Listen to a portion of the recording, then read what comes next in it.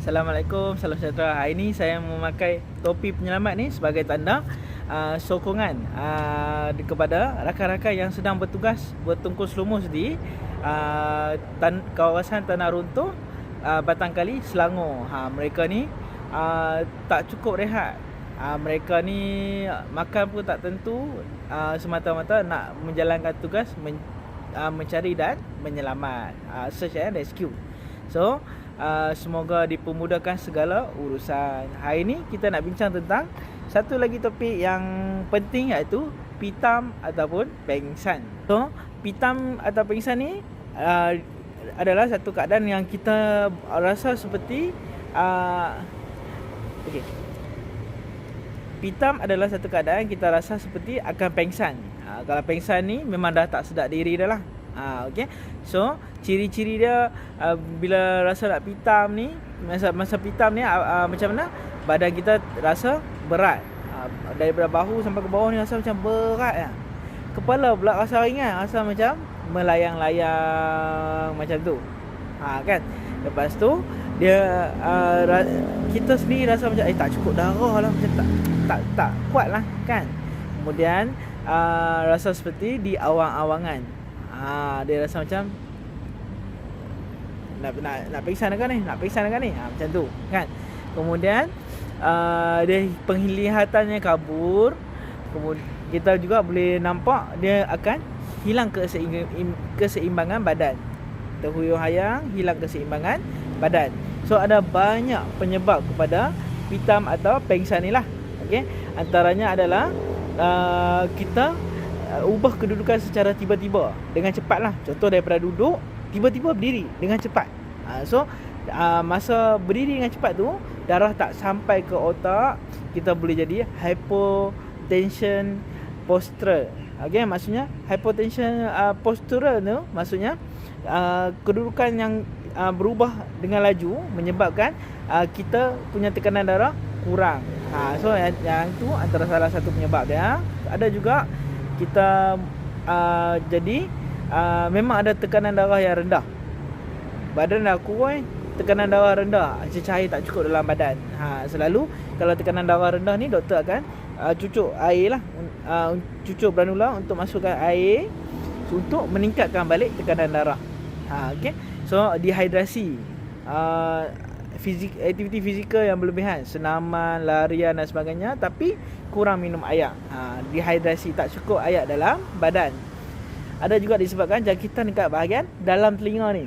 Okey, telinga ni ada 3 bahagian utama lah: luar, tengah, dalam. Bahagian dalam tu kalau ada jangkitan akan menyebabkan kita terganggu keseimbangan dengan kita punya pendengaran. Itu yang tak bagus lah. Okey. Kemudian ada setengah orang migraine. Migraine pun boleh pitam. Okey, migraine dia sakit sangat-sangat, dia boleh pitam. Ataupun hyperventilate, dia nafas yang laju. Okey, nafas yang terlalu laju.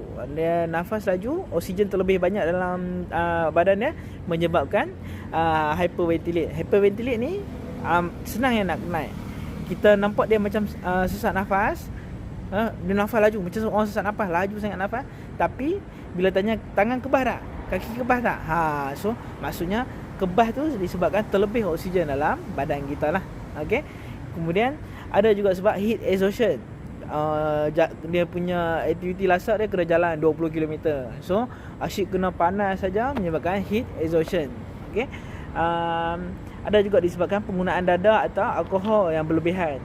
Ada juga disebabkan ubat-ubat seperti anti-depression ataupun ubat-ubat tekanan darah tinggi.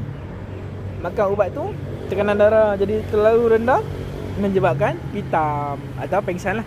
Okay? Ada juga disebabkan oleh masalah degupan jantung. Memang ada jantung pesakit yang degupan dia ada masalah, atrial fibrillation. So darah tak sampai dan sebagainya, menyebabkan pitam. Selain itu, ada juga disebabkan keracunan karbon monoksida. Keracunan karbon monoksida ni selalu kalau kita sebut, kita akan ingatlah orang yang cuba bunuh diri, dia letakkan exhaust pipe dia masuk ke dalam kereta supaya dia tak sedar karbon monoksida. Okay? So tanda dan gejala pengsan dan pitam ni macam mana? Dia akan rasa mual, pening, dia akan rasa vertigo. Keliling ni yang pusing. Saya pun nampak keliling pusing ni, padahal kita tak pusing pun badan kita kan. Kemudian dia kepenatan, penglihatan yang kabur, kemudian dia sukar bertutur. Dia nak cakap pun tak boleh nak cakap dah, tak boleh nak sebut dah kan. Dan kebas kaki tangan. Okey. So rawatan ya selalunya kebiasaannya akan sembuh secara beransur-ansur lah pitam dengan pengsan ni. Okey.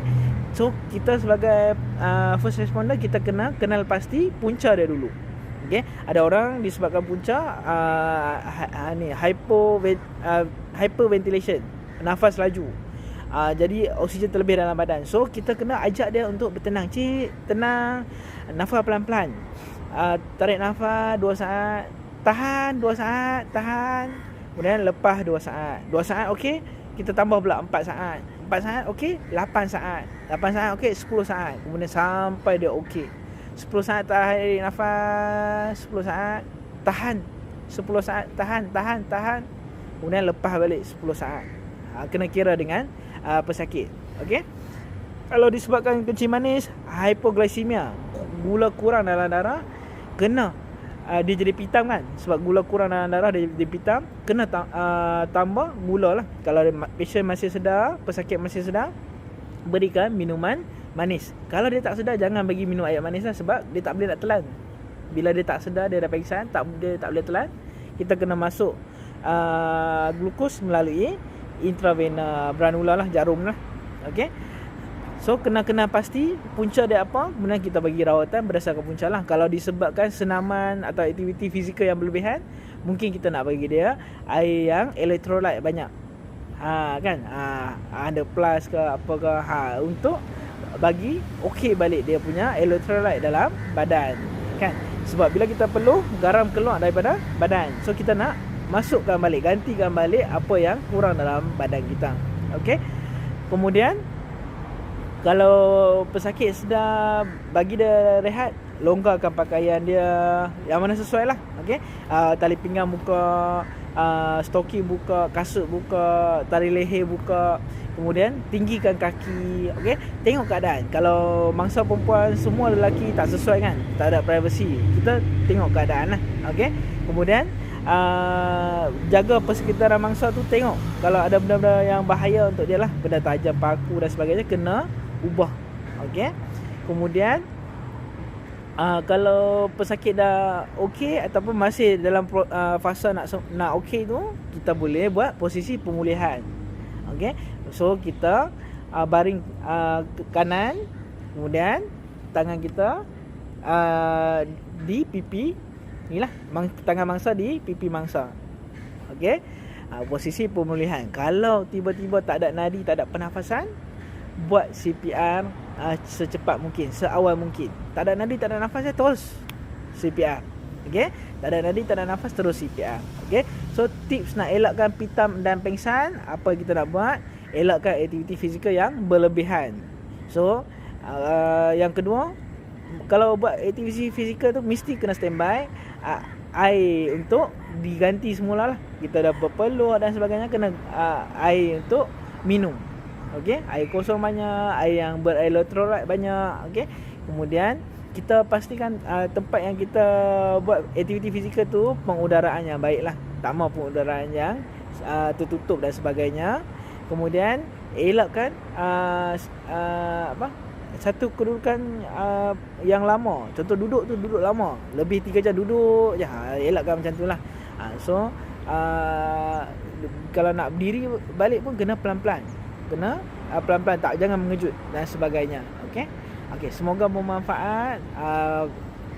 Semoga kita dapat idea apa nak buat apabila pitam atau pengsan. Terima kasih kerana menonton.